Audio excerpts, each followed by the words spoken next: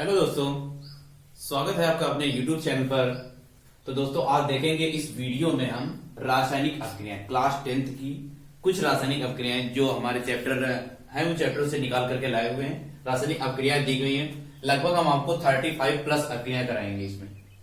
तो क्या होता है जब रासायनिक समीकरण दीजिए, केवल हमें रासायनिक समीकरण देने पूछिए, या कभी के क्वेश्चन इस तरीके पूछ सकता है कि मैग्नीशियम रिबन को वायु में जलाया जाता है क्यों, या इसका कारण बताइए क्या होता है। तब हम आपको हिंदी भी लिखनी है, समीकरण भी लिखनी है, यानी कि उसकी लैंग्वेज भी लिखनी है और उसकी समीकरण भी लिखनी है। तो इस प्रकार से हम 35 आपको कराएंगे। 8 आपके बोर्ड पर लिखी हुई आगे। तो सबसे पहले देखेंगे, नंबर फर्स्ट लिखा है मैग्नीशियम रिबन को वायु में जलाया जाता है। तो दोस्तों वीडियो शुरू करने से पहले अगर आप हमारे चैनल पर नए हैं तो प्लीज चैनल को सब्सक्राइब करें और बेल आइकन को प्रेस करें, जिससे आने वाले नए वीडियो की नोटिफिकेशन आपको आसानी से मिलती रहे और आप आसानी से अभिक्रिया को कर सके। और दोस्तों एक बात, अगर आप हमारे इन वीडियोज के पीडीएफ चाहते हैं या पीडीएफ चाहते हैं तो आप हमारे टेलीग्राम चैनल पर जाकर के मैथ मस्ती सचिन सर को सब्सक्राइब करें और या फॉलो करें, जो भी हो वहां पर फॉलो करें। इससे आपको वहां पर इन वीडियोज की पीडीएफ फाइलें आपको वहां पर मिल जाएगी। आसानी से आप क्वेश्चन को यहां से समझ ले, समझने बाद वहां से आसानी से नोट कर ले। ठीक है, तो चलिए देखते हैं। नंबर फर्स्ट लिखा है मैग्नीशियम रिबन को वायु में जलाया जाता है। तो मैग्नीशियम रिबन क्या है? मैग्नीशियम रिबन का मतलब होता है कि मैग्नीशियम धातु की कोई पट्टी है। जैसे ये मान लेते हैं मैग्नीशियम धातु का है, तो रिबन का मतलब जितना बड़ा होता चला जाए, ये क्या कहेंगे, उसको रिबन बोलेंगे या कोई एक छड़ बोल दें। तो मैग्नीशियम रिबन का Mg होता है। रिबन को वायु में जलाया जाता है, प्लस O2 के साथ में इसका दहन कर दिया गया, जला दिया गया, तो बनेगा MgO, मैग्नीशियम ऑक्साइड। क्या बनेगा? Magnesium oxide. नाम लिख देते हैं मैग्नीशियम ऑक्साइड।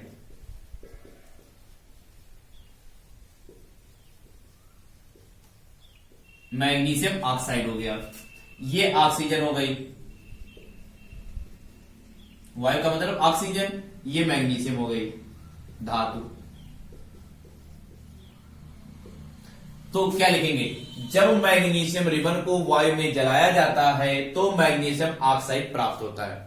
ठीक, अब बैलेंस कर लें, Mg प्लस O2। तो यहां पर O हमारा 2 है, यहां पर 1 है, यहां पर 2 दिए, तो क्या करेंगे, यहां पर 2 आगे लगा दें तो Mg 2Mg हो जाएगा।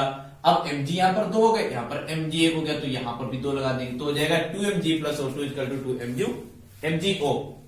सेकेंड नंबर देखते हैं, जब लोहे की कील को कॉपर सल्फेट में डुबाया जाता है, तो लोहे की कील अर्थात Fe प्लस कॉपर सल्फेट में CuSO4 कॉपर सल्फेट हो गया। ये सूत्र होता है कॉपर सल्फेट का, copper sulphate.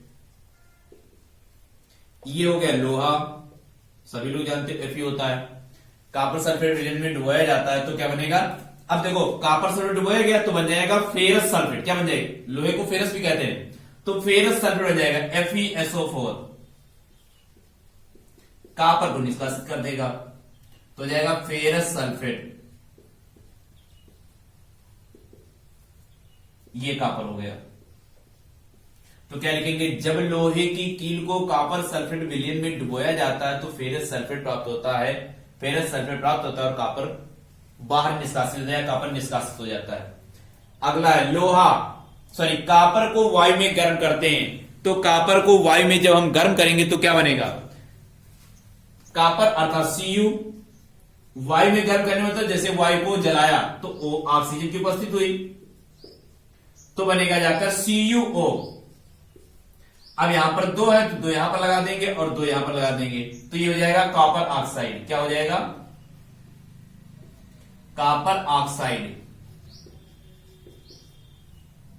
Oxide, copper oxide इसका नाम हो गया। यहां पर एक कॉपर, इसका नाम लिख लीजिए, नीचे नाम जरूर लिखेंगे, कॉपर ऑक्सीजन। अब लिखेंगे जब कॉपर को वायु में गर्म करते हैं तो कॉपर ऑक्साइड प्राप्त होता है। आगे नंबर 4, लेड नाइट्रेट को गर्म करते हैं, तो लेड अर्थात PbNO3 का होल ड्राइव को गर्म करते हैं। ये गर्म कर दिया, PbNO3 को गर्म करते हैं तो बनेगा PbO, lead oxide, plus NO2 gas भी निकलेगी और ऑक्सीजन गैस भी निकलेगी। ये हो गया नाइट्रोजन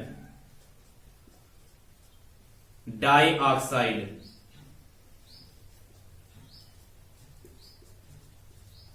ये ऑक्सीजन हो गई। अब यहां पर लेड ऑक्साइड,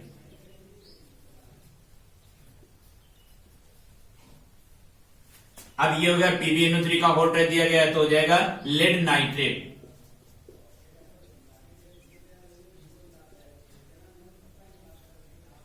लेड नाइट्रेट तो क्या लिखेंगे, जब लेड नाइट्रेट को गर्म करते हैं तो लेड ऑक्साइड और नाइट्रोजन डाइऑक्साइड गैस प्राप्त होती है और ऑक्सीजन गैस निष्कासित हो जाती है। ठीक है, आगे आ जाए 5 नंबर, फेरस सल्फेट को गर्म करते हैं तो फेरस सल्फेट का सूत्र क्या होता है, FeSO4।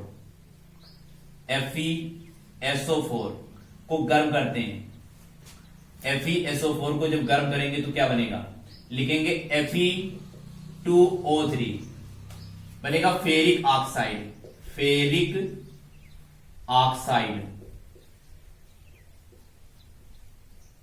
प्लस बनेगा SO2 sulphur dioxide, dioxide plus SO3 sulphur trioxide.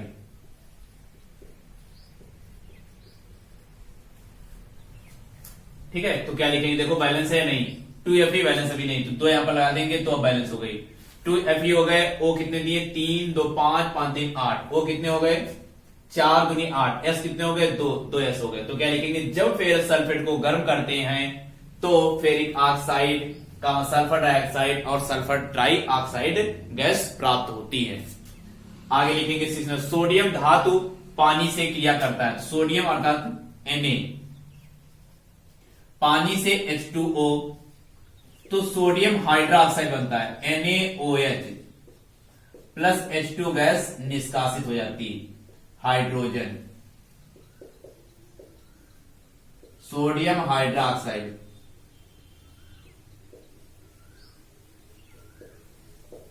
Oxide जल सोडियम। अब देखेंगे Na1 Na1 H कितने 2, यहां पर H कितने होंगे 3, O कितना है यहां पर 1, यहां पर कितना है 1। अब हम करेंगे क्या, H बैलेंस नहीं है तो हम क्या करेंगे, 2 यहां पर अगर लगा दें तो 2 दूनी 4 हो जाएंगे, 2 यहां पर लगा दें, अब Na तो हो गए 2 यहां पर, अब देखो 2Na O यहां पर 2 हो गए, O यहां पर 2 गए, H 2 दूनी 4, 2 ये हो गए 2 ये हो गए, 4 H हो गए। तो क्या लिखेंगे, जब सोडियम धातु को पानी से किया गया, सोडियम धातु की अभिक्रिया पानी से कराते हैं तो सोडियम हाइड्रोक्साइड और या सोडियम हाइड्रोक्साइड प्राप्त होता है और हाइड्रोजन गैस निष्कासित हो जाता है। नेक्स्ट नंबर, तन सल्फ्यूरिक अम्ल, तो तन सल्फ्यूरिक अम्ल का मतलब होगा H2SO4 प्लस जिंक के साथ कराने पर, तो लिखेंगे जब तन सल्फ्यूरिक अम्ल की अभिक्रिया जिंक धातु के साथ, दानेदार जिंक धातु के साथ कराते हैं तो क्या प्राप्त होता है, zinc sulphate, zinc ZnSO4 zinc sulphate और हाइड्रोजन गैस निष्कासित होती है।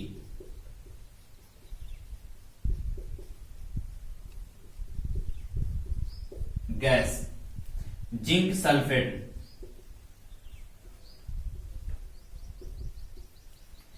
ये हो गए जिंक, ये हो गया तन सल्फ्यूरिक अम्ल।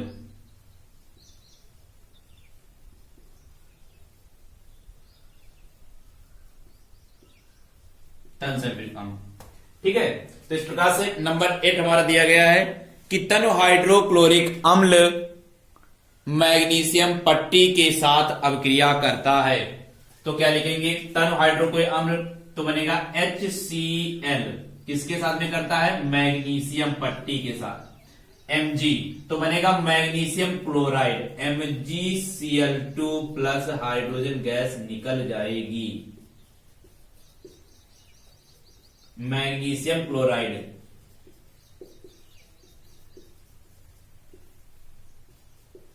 क्लोराइड ये हो गया हाइड्रोक्लोरिक अम्ल,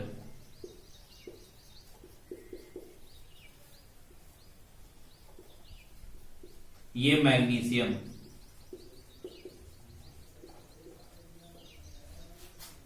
तो देखें HCl, Cl कितने, दो, यहां पर एक है तो दो लगाएंगे। H कितने हो गए, Cl बैलेंस हो गया, H कितने, दो, दो H हो गए, Mg हो गया, Mg, तो लिखेंगे जब तन हाइड्रोक्लोरिक अम्ल को मैग्नीशियम पट्टी के साथ अपक्रिया कराई जाती है तो मैग्नीशियम क्लोराइड प्राप्त होता है और हाइड्रोजन गैस निष्कासित हो जाती है। ठीक है। 9 नंबर क्या लिखा हुआ है, तन H2SO4 एल्यूमिनियम चूर्ण के साथ अपक्रिया करता है। तन H2SO4 यानी कि तन सल्फ्यूरिक एल्यूमिनियम चूर्ण के साथ क्रिया करता है तो क्या हो जाएगा, H2SO4 एल्यूमिनियम चूर्ण प्लस Al2 या Al2 चूर्ण के साथ एल्यूमिनियम क्या था, Al2 के चूर्ण के साथ, Al2 चूर्ण के साथ अब क्या करता है तो बनेगा एल्यूमिनियम सल्फेट, Al2SO4 प्लस क्या बनेगा, H2, नाम लिख लेंगे, ये पता है जाएगा सल्फ्यूरिक अम्ल, सल्फ्यूरिक अम्ल, ये एल्यूमिनियम हो गया, एल्यूमिनियम, और ये हो गया एल्यूमिनियम सल्फेट, एल्यूमिनियम सल्फेट, और ये हाइड्रोजन गैस हो गई। ठीक, तो क्या लिखेंगे, जब सांद H2SO4 या सॉरी तन H2SO4 एल्यूमिनियम चूर्ण के साथ अपक्रिया करता है तो एल्यूमिनियम सल्फेट और हाइड्रोजन गैस स्थापित होती है। चलिए अगला, तन HCl अम्ल लोहे की रेत के साथ अपक्रिया करता है। तन HCl यानी HCl ही, HCl किसके साथ में करता है, Fe के साथ, लोहे के मतलब Fe जो बुरादा होता है, HCl Fe के साथ अपक्रिया करता है तो बनेगा FeCl2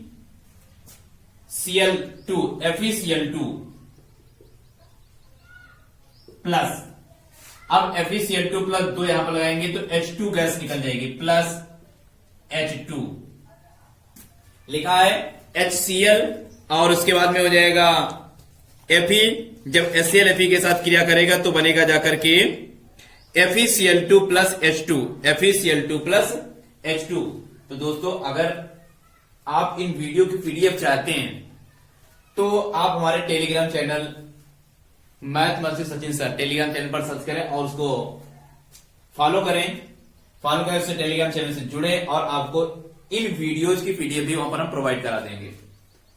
ठीक है, तो आप ज्यादा से ज्यादा वीडियो को शेयर करें, अपने दोस्तों को बताएं और जितना हो सके उतना आप शेयर करें और चैनल को सब्सक्राइब अवश्य कराएं। ठीक है, चलिए अगला देखते हैं। तो नाम यहां पर क्या देगा, लिखा था तन HCl, हमारे पास पीडीएफ बनाकर हम आपको दे देंगे, आप आसानी से वहां से आसानी से कर सकेंगे, इसे वीडियो समझ लेंगे और वहां से आसानी से कर लेंगे। ठीक है, तो अब ये क्या हो गया, हाइड्रोक्लोरिक अम्ल, तन लगा देंगे हाइड्रोक्लोरिक अम्ल, ये हो गया लोहा, उसके बाद में ये हो गया फेरस क्लोराइड,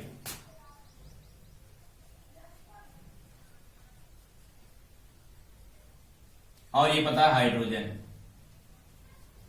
ठीक है, नेक्स्ट सोडियम कार्बोनेट के विलयन में कार्बन डाइऑक्साइड गैस प्रवाहित कर, सोडियम कार्बोनेट सूत्र क्या होता है, Na2CO3, सोडियम कार्बोनेट के विलयन में कार्बन डाइऑक्साइड अर्थात CO2 गैस प्रवाहित करते हैं तो क्या बनेगा, कह रहा सोडियम इसके प्रवाहित करेंगे तो करेगा सोडियम बाइकार्बोनेट प्लस H2O के साथ, H2O की उपस्थिति में, तो क्या बनेगा NaH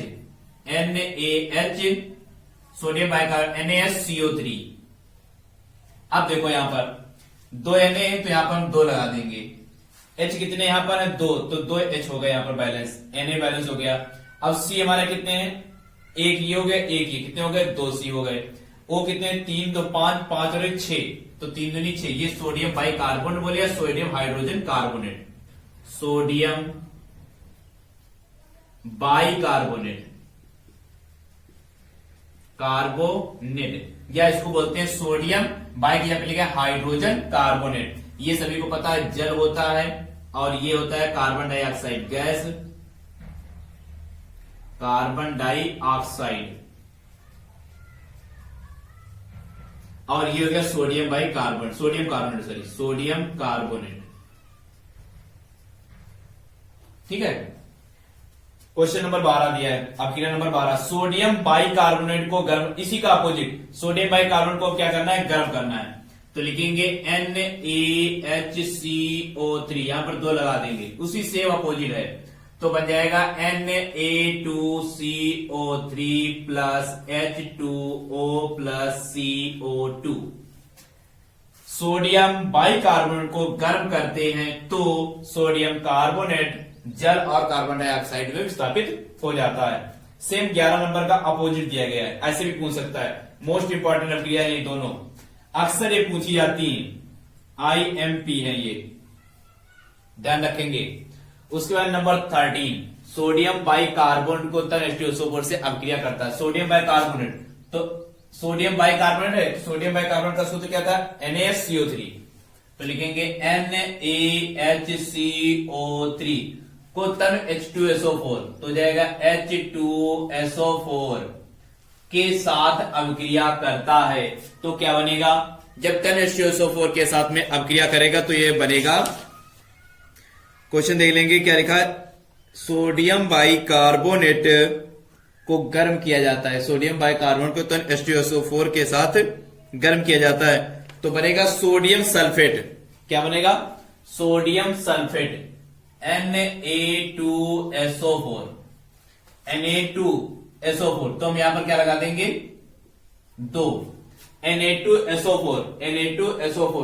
अब यहां पर H कितने बच रहे हैं, 2, और यहां पर H कितने, 4, सॉरी 2 ये कितने हो जाए, 4, तो अब निकालेंगे O कितने यहां पर है, 3 और 4 3 7 O है, और नहीं 3 दूनी 6 6 4 10 O है, 10 में 4 आपके चले गए, बचे कितने, 3, तो हम क्या करेंगे, लिखेंगे H कितने, 4, 2 और 2 ये 4, तो यहां पर लिखेंगे 2H2 और O, 2H2 और कितने हो जाएंगे, O, तो 2 O यहां पर लिखे, 4 और 2 6, अब कितने बच रहे हैं, यहां पर है 2 बच रहे हैं, 6 और 4 कितने होते हैं, 10, तो यहां पर देखो कितने बच रहे हैं, 3 दूनी 6 में यहां से कितने निकाल दिए गए, 4 और 2 6 निकाल, अब यहां पर कितने 4 बच रहे हैं O, तो यहां पर क्या जाएगा, और C कितने हैं 2, तो जाएगा 2CO2, क्या हो जाएगा, प्लस 2CO2, C 2 गए, 2 दूनी 4 वो निकल गए, 4 2 6 6 4 10, 2 Na और फिर क्या हो जाएगा, H हमारे 2 दूनी 4, तो 2 ये हो गए, 2 ये 2 दूनी 4, तो सोडियम बाइकार्बोनेट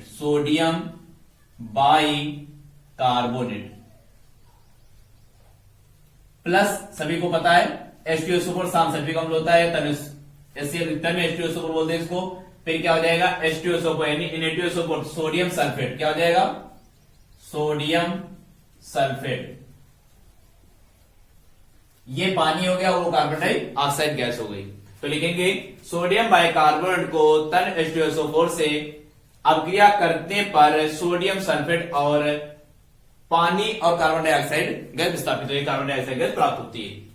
आगे दिया गया ब्लीचिंग पाउडर, तो ब्लीचिंग पाउडर क्या होता है, CaOCl2 पाउडर CO2 से अभिक्रिया करता है, CO2 से अभिक्रिया करता है। ध्यान रखना, आप इस तरीके से नोट्स भी बना सकते हैं, जैसे हमने अपने नोट्स कंप्लीट किए उसी तरीके से आपने नोट्स भी बना सकते हैं। अभिक्रियाएं सब यहां पर लिखी गई हैं, ये सब अभिक्रिया हमारे पास नोट्स हैं, उन अभिक्रियाओं को एक साथ हमने लिख लिया, लिखने के बाद में अब हम आपको स्टेप बाय स्टेप कराते हुए चल रहे हैं। तो देखेंगे ब्लीचिंग पाउडर CO2 से अभिक्रिया करता है, तो ब्लीचिंग पाउडर CO2 से अभिक्रिया करेगा तो CaCO3 क्या बनेगा, CaCO3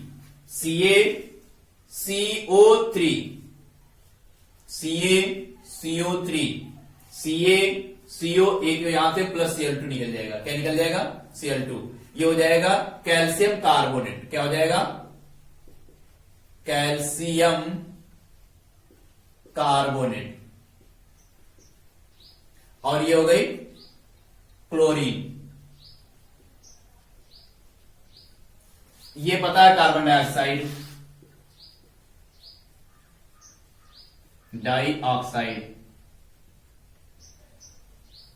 ये हो गया कैल्शियम क्लोराइड लिखा है, तो ये सॉरी CaCl2 लिखा, ब्लीचिंग पाउडर, ब्लीचिंग पाउडर,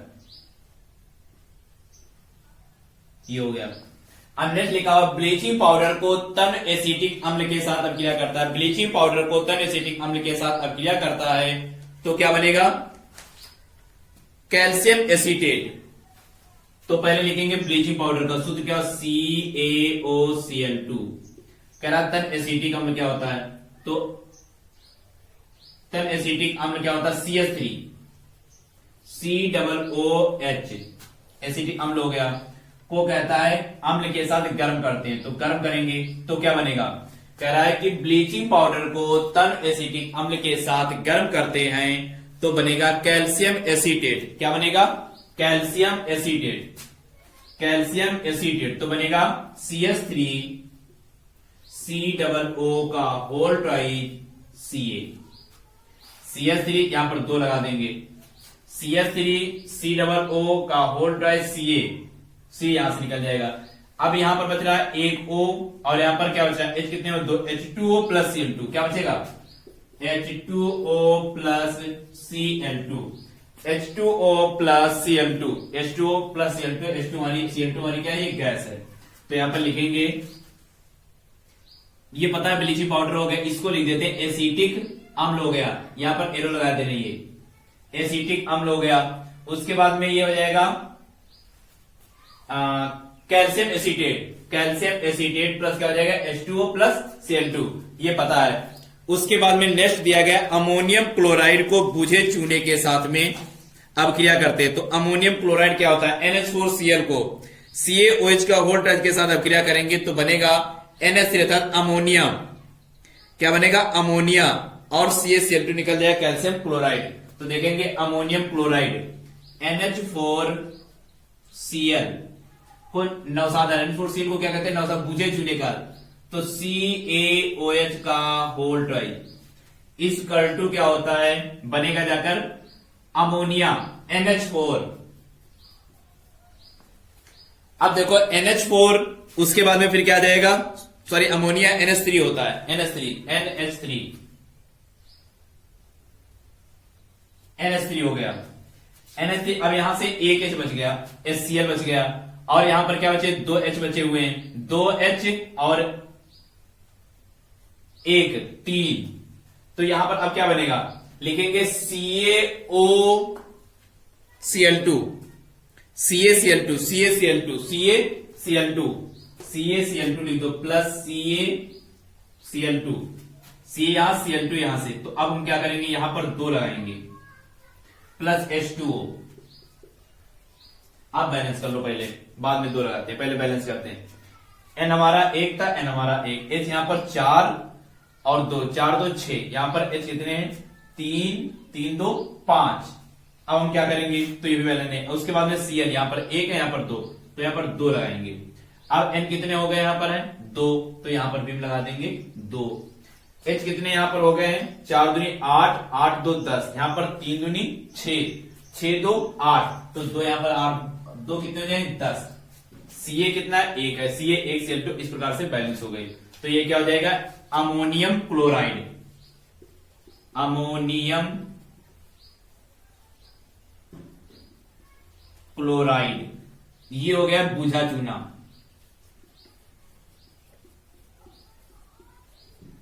उसके बाद में ये हो गया अमोनिया, अमोनियम। आप ध्यान रखें CaCl2 लिखा होगा, तो अमोनियम जो हमारा ये है नवसादा, अमोनिया, अमोनिया, अमोनिया लिखा NH3, ammonia, ammonia, CaCl2 calcium chloride,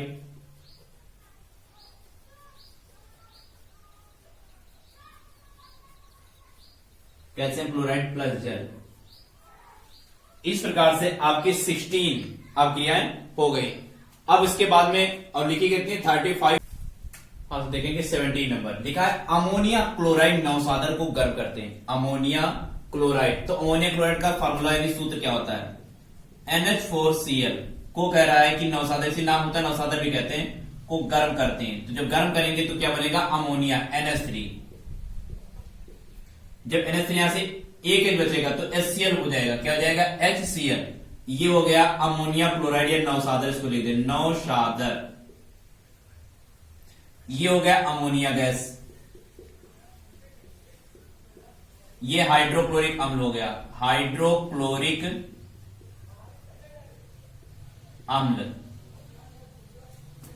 उसके बाद में आते हैं नंबर 9, या इसको भाषा में कैसे लिखेंगे, जब लिखेंगे अमोनिया क्लोराइड को गर्म किया जाता है, तो यह अमोनियम क्लोराइड को गर्म किया जाता है तो अमोनिया गैस और हाइड्रोक्लोरिक अम्ल प्राप्त होता है। Number 8, plaster of Paris POP को गर्म किया, तो पीओपी सूत्र क्या होता है, CaSO4 half H2O into half H2O को गर्म किया जाता है। तो गर्म करेंगे तो बनेगा calcium sulphate CaSO4 plus CaSO4 plus half H2O, आधा पानी, तो हो जाएगा कैल्शियम सल्फेट। ये हो गया जल, और ये हो गया POP अर्थात प्लास्टर ऑफ पेरिस। ठीक है, तो लिखेंगे जब प्लास्टर ऑफ पेरिस को गर्म किया जाता है तो वह कैल्शियम सल्फेट और जल में, या जल कैल्शियम सल्फेट और जल प्राप्त होता है।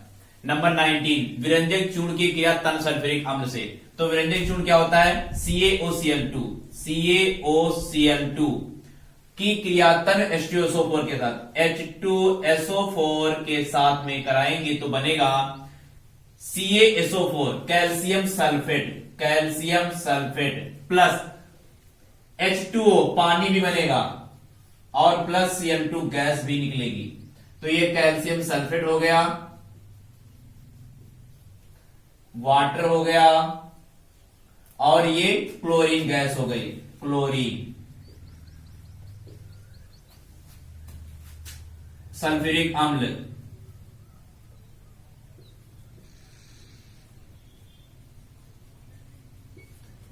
विरंजक चूर्ण,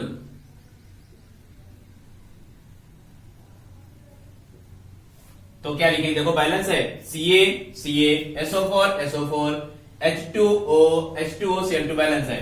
तो विरंजक चूर्ण, जब विरंजक चूर्ण की अभिक्रिया तन सल्फ्यूरिक अम्ल के साथ कराई जाती है तो कैल्शियम सल्फेट, क्लोरीन गैस और जल प्राप्त होता है, या जल और क्लोरीन गैस प्राप्त होती है। आगे जिप्सम को 373 केल्विन पर गर्म किया जाता है, तो जिप्सम क्या होता है, जिप्सम होता है जो पीओपी दिया होता है, जैसे पीओपी का फार्मूला होता है CaSO4 इंटू हाफ H2O, तो ये हो गया पीओपी। अब पीओपी से हम अगर जिप्सम बनाना है तो हम कैसे बनाएंगे, पीओपी जिप्सम बनाएंगे तो जो 1/2 दिया होता है इसको पलट देंगे, बस जिप्सम का फार्मूला हो गया। कैसे, CaSO4 तो यही लिखा जाएगा, यहां तक ये हो गया, 1/2 को पलट देंगे तो 2/1 होगा, और 1 का हर में कोई महत्व नहीं होता है, तो 2/1 अर्थात 2, तो 2 हो जाएगा H2, ये हो गया हमारा जिप्सम। क्या हो गया, जिप्सम। तो कह रहा है जिप्सम को 373 केल्विन पर गर्म करके लिखो CaSO4 इंटू 2H2O, कह रहा है 373 केल्विन पर गर्म किया जाता है,